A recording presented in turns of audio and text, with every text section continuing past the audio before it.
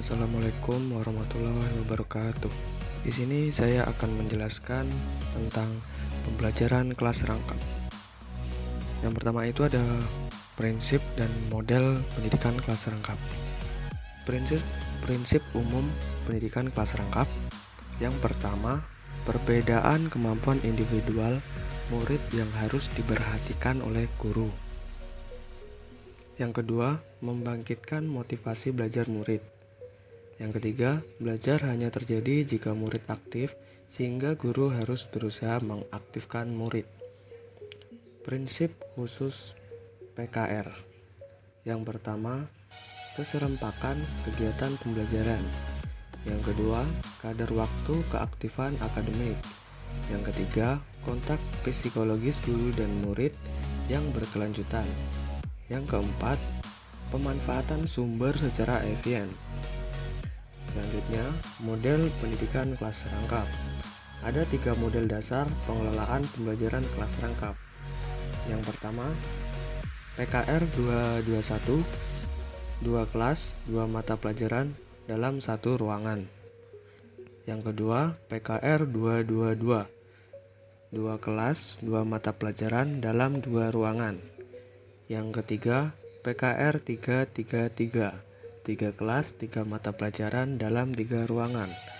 Setiap model memiliki kekuatan dan kelemahan dalam praktik, semua kembali pada tujuan belajar, kemampuan, dan sarana belajar yang tersedia.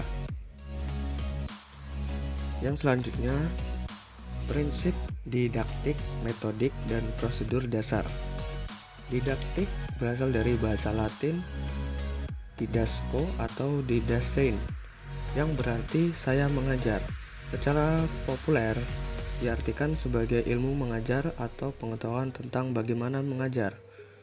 Metodik juga berasal dari bahasa Latin yang artinya metodos atau jalan ke, dan secara populer diartikan sebagai cara atau strategi mengajar.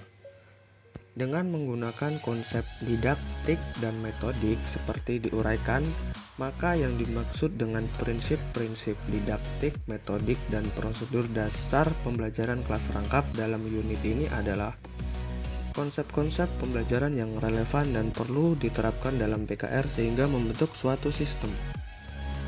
Keterampilan prosedural pembelajaran khususnya berkenaan dengan membuka dan menutup pembelajaran, mendorong belajar aktif dan belajar mandiri, dan mengelola kelas pendidikan kelas rangkap. Yang selanjutnya ada aneka model interaksi kelas rangkap dalam pendidikan kelas rangkap. Yang pertama, model proses belajar arahan sendiri.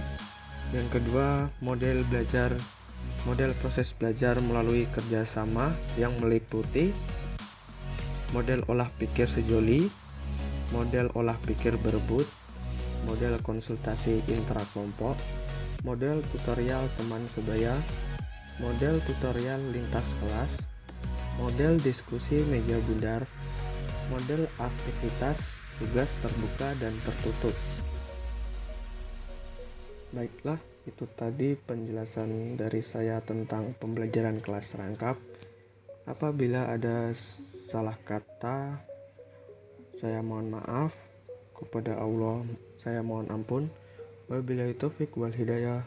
Wassalamualaikum warahmatullahi wabarakatuh.